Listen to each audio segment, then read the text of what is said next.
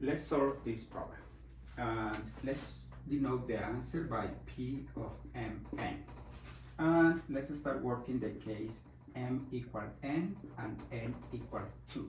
We have $1 and we want to get 2. And let's get the outputs that make the event of winning. We have this situation, and in this case it's easy. If we get head, we win because we reach $2. If we get a tail, we lose the dollar and then we lose. And then in this case, our event, let's say event 1, 2, is just head, and the probability is 1/2. Then we have that the probability of 1, 2 is 1/2. Let's do the case M equal 1, N equal 3. M equal 1, N equal 3.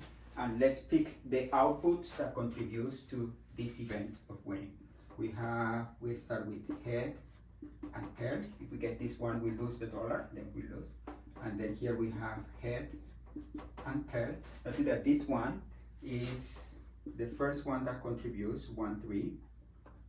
The events that contributes to 1, 3 is head, head.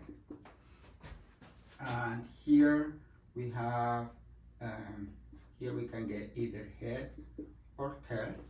And if we get this one, we lose, right? Because we have $1 and then we lose it.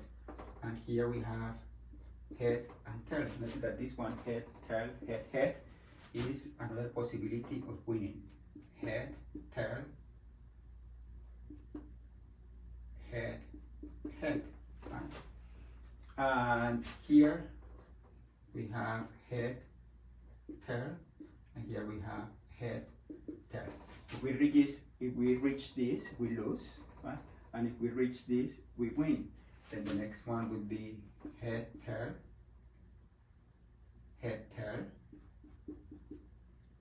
and then head, head. We can see that the possible outputs that contributes to us winning are going to be either head, head, or head, tail, and then 2 heads together, then head, tail, and then 2 heads together, and then head, tail, head, tail, and then 2 heads together, and so on.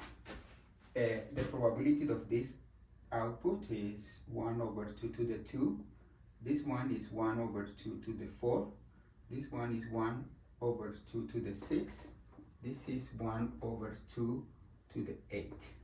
Then in this case we can add them. Then the probability of getting $3 if we start with 1 is going to be this sum, and this sum is easy. It's a geometric sum and it's equal to 1/3.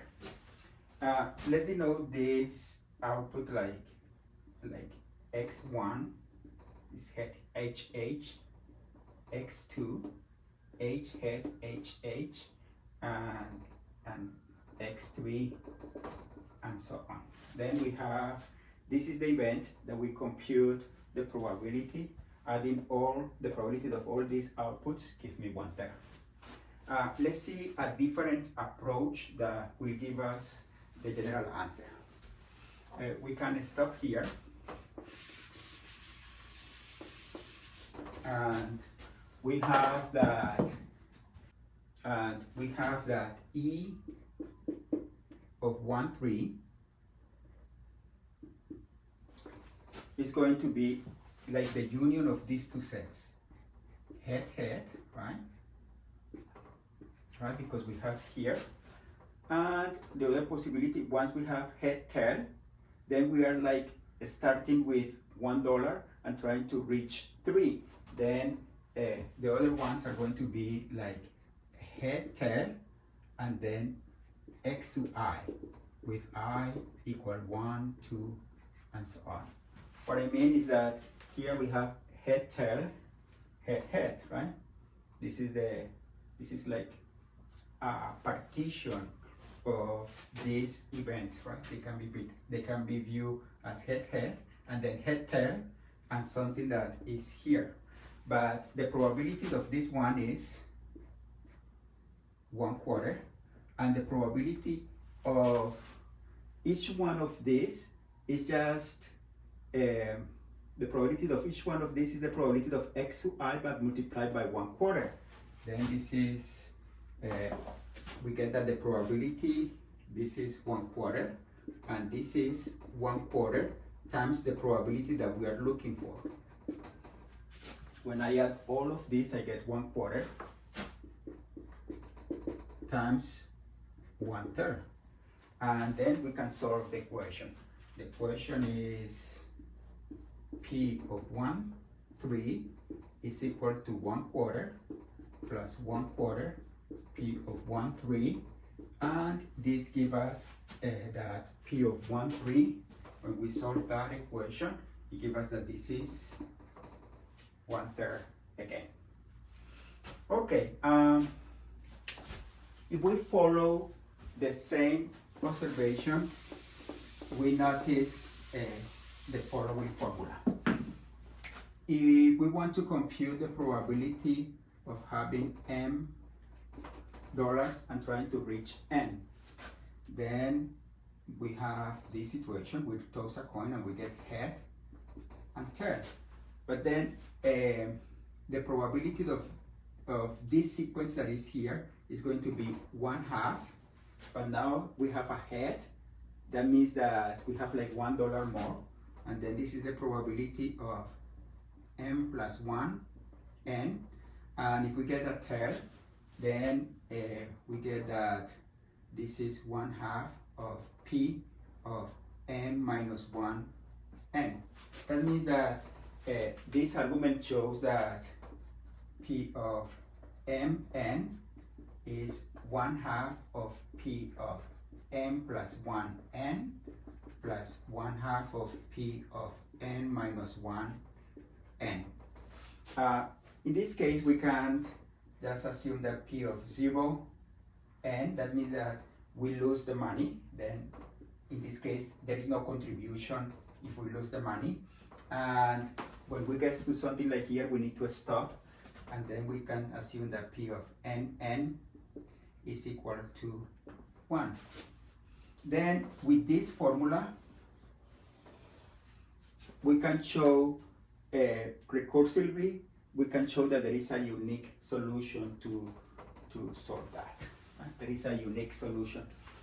For example, we can try to find this probability, just as an example. Let's try to find P of 2, 3, right?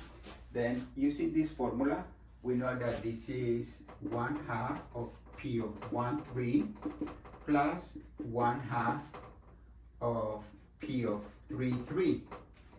But then this is 1/2 times P of 1, 3 is 1/3 plus 1/2 of P of 3, 3, which is 1. Then this is 1/6 plus 1/2, and this is 1/6 plus 3/6, 4/6, which is 2/3.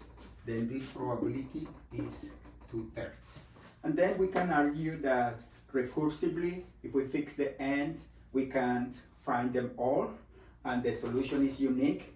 But notice this, that this formula, P of Mn equal M over N, it satisfies the conditions. It satisfies this condition, it satisfies this condition, it satisfies that P of 1, 2 is 1/2, it satisfies that P of 1, 3 is 1/3, as we already have shown, but more importantly, it satisfies this condition.